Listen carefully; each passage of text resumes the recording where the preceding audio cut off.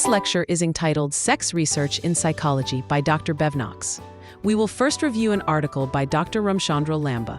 According to Dr. Lamba, in the field of psychology, human sexuality is extremely rich and has been observed and analyzed by psychologists since time immemorial.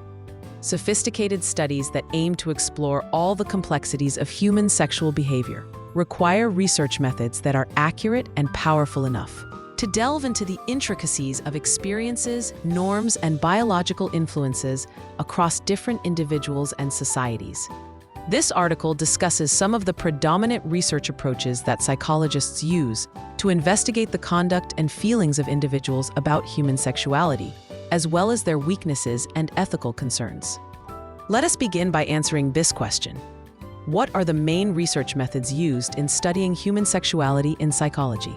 According to Dr. Lamba, the main research methods used in studying human sexuality in psychology include surveys and questionnaires, observational studies, physiological measurements, interviews and focus groups, longitudinal studies, experimental studies, and case studies.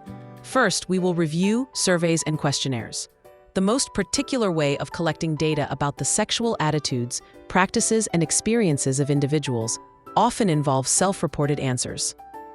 They can be given to patients in a number of formats, such as in-person appointments, online, and other ways. Second, observational studies. Scientists may watch and record sexual behaviors in controlled settings, like public streets or laboratories, or may want to record the behaviors of wild animals. While scientific studies mostly advocate the direct observation technique, ethical issues and privacy matters remain a limit to its use. Third, physiological measurements. Tools such as monitoring genital sensations, hormone levels, and the central nervous system activity may reveal the biological and physiological aspects of sex response. Next, interviews and focus groups. While the qualitative approach helps in gathering rich data in terms of subjective incidents, it is very important for understanding the sexual beliefs of individuals and their attitudes and experiences. Then, there is longitudinal studies. Such followings of participants would go on for a longer span of time, and then professionals would be able to track alterations in sexual outlooks, behaviors, or any other experiences over time. Next, experimental studies. In the laboratory, with shaken variables and under full control by the researchers, this is the best setup to study causal relations involving sexual responses and outcomes. And lastly, case studies.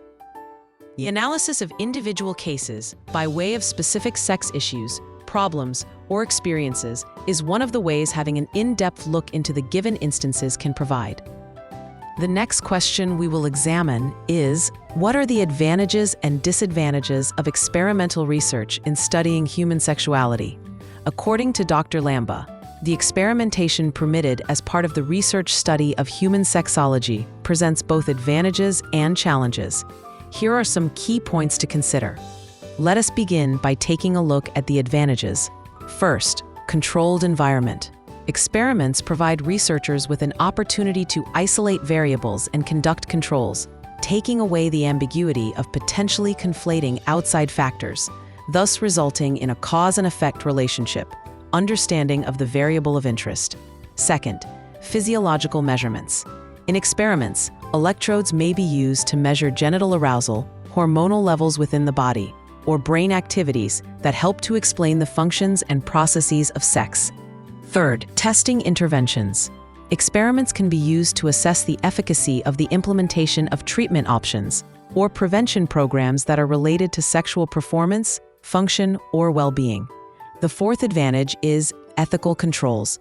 In the controlled setting of the laboratory, the researchers can maintain a high ethical code of conduct and protect the rights and safety of the participants. Now let us review the disadvantages. First being artificial settings. The laboratory experiments might fail in the element of ecological validity, since the artificial environment perhaps does not accurately duplicate the setting outside. Second, participant recruitment. Searching for volunteers to be involved in sexual experiments, discretionary situations, and physiological measurements is usually hard. Next is ethical concerns. Studies that involve participants in the bodies of individuals, their behaviors, or their alteration entail serious problems of consent, privacy, and potential mental or emotional consequences. Next, limited generalizability. Experimental trials tend to examine data involving smaller, homogeneous samples, which makes it difficult to extrapolate the findings meaningfully to more diverse populations. And lastly, difficulty studying complex behaviors. Attempting to replicate some of the complex sexual behaviors or circumstances that might be difficult to study in a controlled or experimental setting may turn out to be a little challenging. Now, let us review some emerging trends and future directions in the study of human sexuality in psychology. Research in the field of human sexuality psychology is always an evolving process. Thus, various established patterns and aspects that researchers explore and investigate presently are among what they accept for the future. Some of these include, first, increased focus on diverse sexualities and identities, giving priority to learning and understanding the memories and points of view of people who have unconventional sexual preferences, gender identities, and expressions. The conventional heteronormative and binary approach has been obscured. Second, integration of technology and online behaviors. The researchers, along with the digital technologies and online platforms, are discussing the effects the latter has on sexual behavior, relationships, and identity formation, including online dating, cybersex, and the role of social media. Third, expansion of cross-cultural and cross-national studies. With the current trend toward globalization, there must be another investigation of cross-cultural and cross-national research to examine and understand how cultural norms, values, and contexts shape sex attitudes and behaviors. Next is the emphasis on sexual well-being and positive sexuality.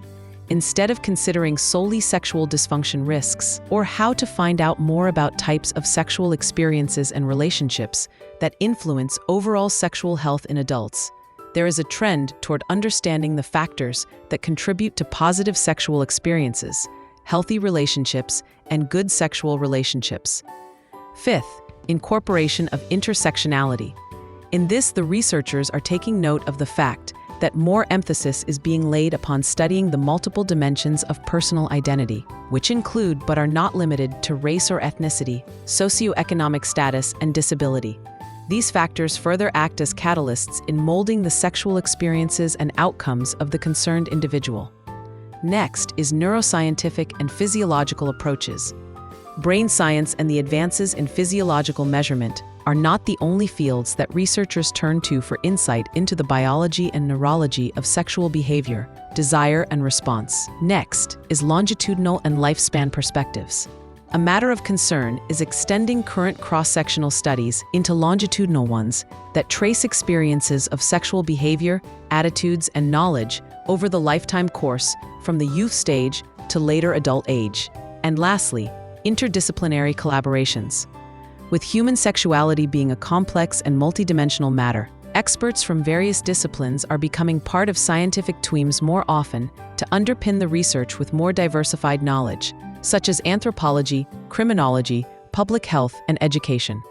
According to Dr. Lamba, psychology research methods are central to the search for knowledge about human sexuality, inasmuch as the process encompasses the biological as well as the cultural and social elements of the phenomenon. In order to achieve this, the researchers can use a vast number of methodological approaches. Consequently, they will be able to gain perspectives on complexities involving sexual behavior, attitudes, and relationships. The programs aimed at promoting sexual health and addressing sexual dysfunction can be explained. Also, people may start accepting and understanding different sexual expressions. Researchers must take into account ethical considerations and relate methodological problems, so that the outcome of their research remains uncompromised, with the ultimate goal being a comprehensive understanding of human sexuality. In conclusion, let us review the historical account for the science of sex and sexuality. The Dutch microscopist Anton van Leeuwenhoek, 1632 to 1723, had discovered sperm swimming in human semen. In 1875, Oscar Hertwig, 1849 to 1922, first observed the actual fertilization by the sperm in sea urchins, although the ovum in humans was not directly observed until the 20th century. Psychological aspects of human sexuality came with the work of the Viennese physician Sigmund Freud, 1856 to 1939, the founder of psychiatry and psychoanalysis. They began their work in the Victorian era, the late 1800s, both in the United States and in Europe. Norms about sexuality were extraordinarily rigid and oppressive. Historian Peter Gay characterized this as the repressive aspect of Victorian cultural norms. Certainly, traces of these Victorian attitudes remain with us today, yet at the same time, the actual sexual behavior of Victorians was sometimes in violation of societal norms. Henry Havelock Ellis, 1859 to 1939, published a series of volumes entitled Studies in the Psychology of Sex, beginning in 1896.